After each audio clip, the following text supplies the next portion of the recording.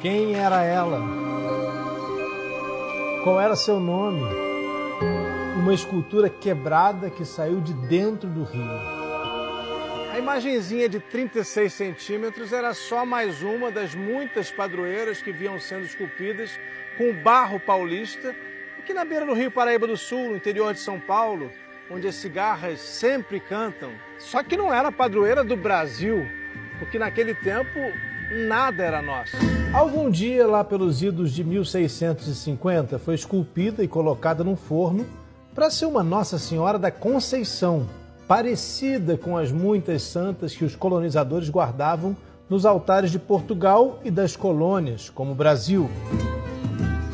Quando a cabeça foi colada, aquela santinha ficou assim, os pés sobre a lua, barriguinha de quem está grávida e o cabelinho curto mesmo, porque o barro fino de seus cabelos longos se quebrou e nunca mais apareceu. Mas como os pescadores não sabiam que ela era uma santa portuguesa, acabaram chamando a imagem de Aparecida. Afinal, ela tinha aparecido nas águas do rio. Então, ela foi achada aqui numa curva, aqui 100 metros longe. A cabeça dela, o corpo foi achado lá em cima. Naquele tempo, ainda não se jogava futebol nos nossos campos. Não existia samba nem sambódromo. O Brasil tinha suas bananeiras, araras e papagaios, mas nem imaginava que um dia seria o país do carnaval.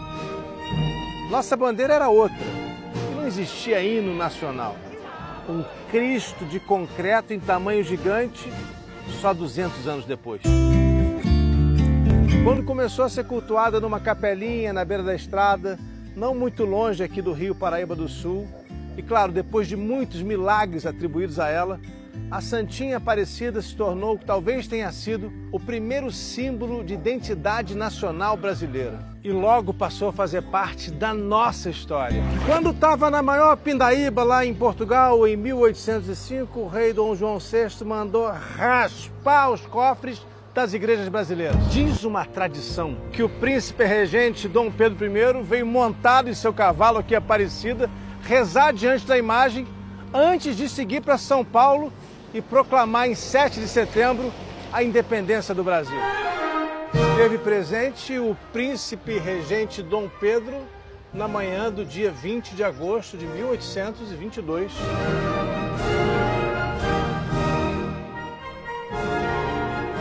Mas depois disso, Dom Pedro I cresceu o olho. Assim como seu pai deixou o santuário em péssimos lençóis. Durante os 85 anos em que viveu sob as garras dos tesoureiros do imperador, o santuário viveu seu próprio purgatório.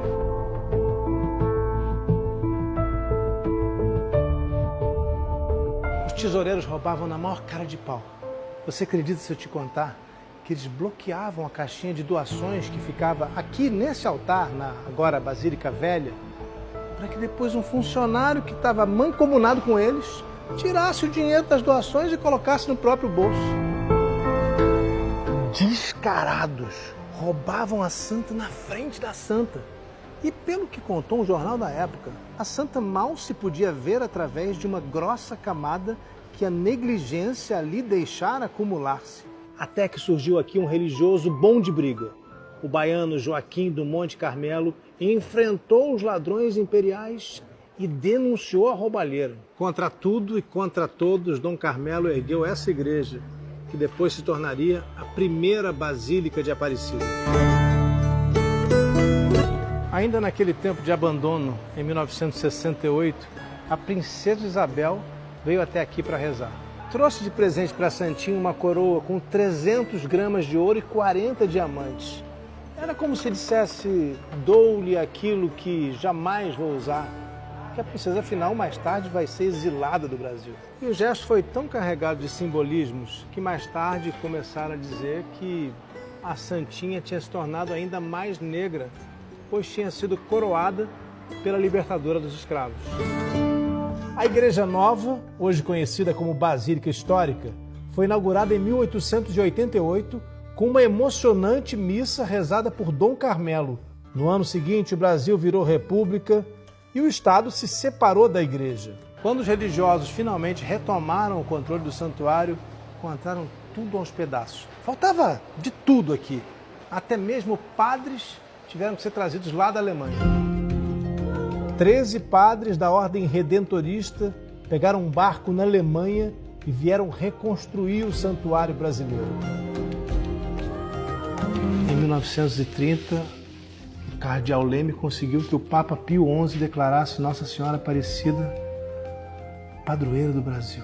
Esse é o documento original, de 17 de outubro de 1930, com selo papal. Então, em 1931, no Rio, Getúlio queria sair bem na foto, segurou a Aparecida nas mãos, mas ficou desajeitado ali. Até que um cardeal soprou no ouvido dele. É para beijar, seu presidente. Meses depois, na Revolução de 1932, os padres ofereceram o santuário como quartel-general para as tropas constitucionalistas de São Paulo. O seminário, que hoje abriga a pousada no Bom Jesus, foi metralhado e atacado por aviões das tropas federais de Getúlio. Numa certa madrugada, a Santinha Aparecida foi levada de trem para São Paulo, onde ficou escondida.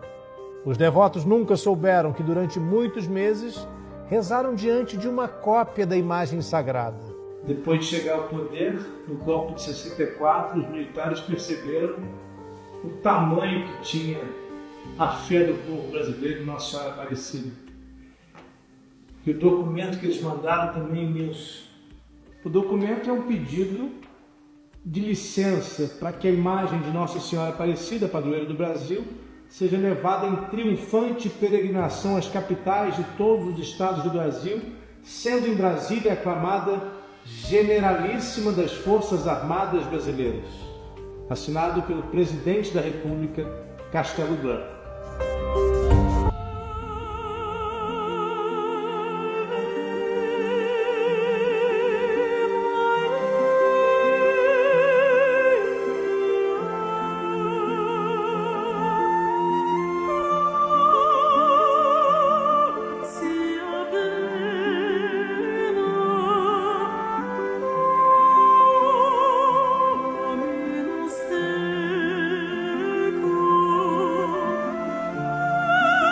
Eu sempre achei interessante perceber como ela é gordinha, tem um rostinho com as bochechas gordinhas, e a gente tem a impressão de que o escultor quis mostrar que Nossa Senhora estava grávida. Ela é, afinal, originalmente uma Nossa Senhora da Conceição. Foi esculpida para ser mais uma imagem da padroeira de Portugal, na época em que nós éramos uma colônia portuguesa. E que eu acho lindo nessa história, é que a Aparecida quis ser brasileira, quis ser a nossa imagem, a imagem do nosso povo. E quando eu olho para ela assim tão de perto, eu estou olhando para a nossa história, para o nosso povo, para aquilo que nós somos. E eu confesso a vocês que eu nunca tinha ficado tão de perto, tão perto. Eu já tinha vindo aqui nessa capela, mas nunca tinha subido para olhar tão de perto e poder admirar.